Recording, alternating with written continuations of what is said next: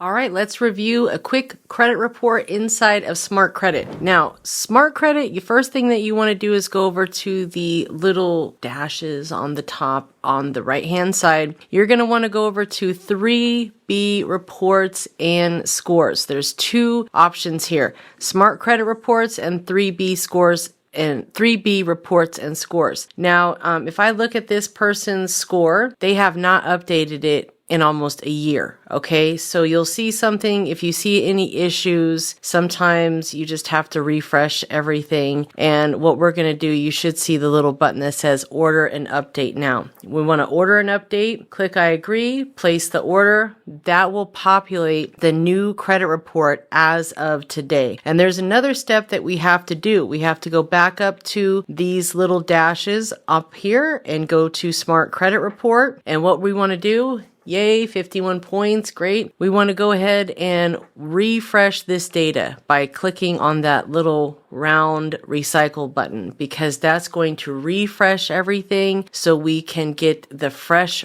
report and import it into your software like Credit Repair Cloud. But let's go ahead and look at the report. We want to go ahead and view the 3B reports and scores, okay? We're going to switch to classic view, and you can see these scores are an Advantage 3.0, so it's not a FICO, but at the same time, if you focus on data points, it shouldn't be much of a difference. I'll tell you, even with my scores, they only, vary about 10 points from my FICO to Credit Karma, because I focus on data points and not the score. First thing that we want to tell this client is, obviously want to pay down as much of the credit cards, all but one. Okay, we want all credit cards at 0 but 1 if you want to optimize for funding and optimize the credit score. This balance is a little high. We're almost at about 80%. So we definitely want to get that paid down, because the goal is to have all of our credit cards with less than a 10% utilization, meaning whatever the credit limit is, we want to stay less than 10%. Same thing with this card. It's a little on the high side. So the limit is $25K. The balance is $16,900, so almost $17,000. So that's really over leveraged. And sometimes it's best to kind of get a loan, pay off all those balances so you can consolidate all of your debt into one loan payment and make sure everything is paid on time. And then just be very disciplined to not spend on those credit cards unless you have the funds to pay it back in full, and truly treat it like a debit card. Okay, we've got another card here. That one, is good to go. What we're really looking for is things that are negative, high balances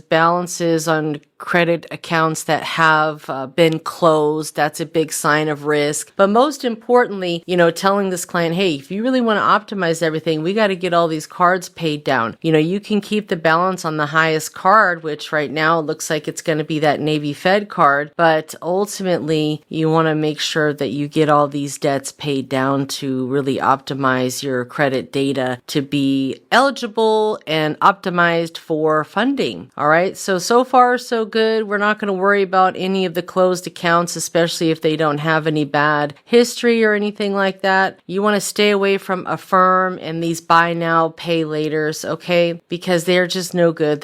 They're called consumer finance accounts, CFA accounts, and they're just a red flag. A couple are okay, but stay away. All right? Because you really shouldn't be financing things that you can't pay for. That's a red flag. You could see here this has been disputed too. That's how you can kind of tell things have been disputed. And then here's another auto loan.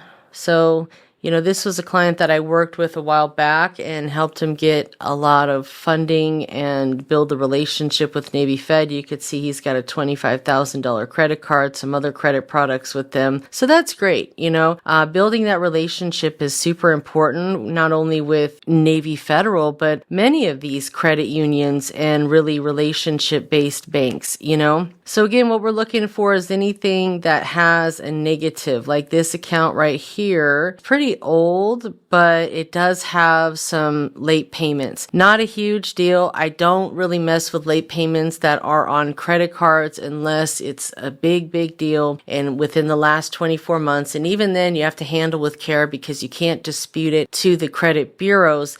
They might, let the bank know that you're disputing the account, and then the bank closes that account. So we want to take risks. We don't want to take risks to close the account. Loans, no big deal, but this is a decent loan, a decent trade line. We don't necessarily want to get rid of a trade line like that just over a couple late payments with TransUnion. The others are not reporting a late. So that is actually something that we can still try to get resolved. This is probably something we resolved back then, and the only lates are left on TransUnion. And this person has no inquiries and no public records. So they really don't have anything that's affecting them other than the utilization. And that's what this client really wanted me to check out and say, hey, why isn't my credit score as high as it possibly could? And the answer is simply your credit utilization. The utilization is extremely high. So what we're going to do is we can log into Credit Repair Cloud, and we can upload this client port into their system. This is an old client that I've been working with and just recently kind of came back and said, hey, I want to know why my credit score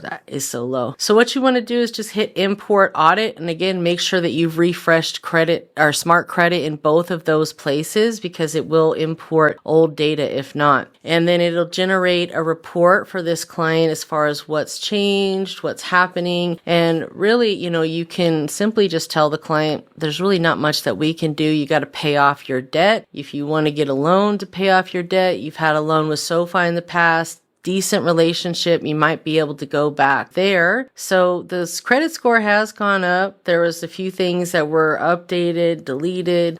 So it's gone up definitely. So that's good. Few inquiries that were removed, some collection accounts and old accounts and late payment statuses. So we always want to download this as a PDF so we can update that to the client. And then you can save this report and run a simple audit so we can send the client what's on their credit report, and they can see their credit scores, they can see their utilization. Right now it's 44%. The overall utilization, like the online tells you 30%. Okay. I'm here to tell you that's way too high. You want to have all but one. Okay. All but one card paid to zero and utilization less than 15%, preferably less than 10%, optimize less than 5%. So sometimes it can be hard, but you really got to have that self-control over these credit cards because they can get you in a lot of trouble. They don't have any derogatories, no collections, no nothing, just one inquiry. The only derogatory was just on that one SoFi that we couldn't get updated while the person was a client, and that's just on TransUnion. And then there was one 30-day late on BMW Financial Services, which is old. So we can go ahead and email that to the client, and you're all set to go. That's that. I hope that helped, guys. I'll see you next time. Bye-bye.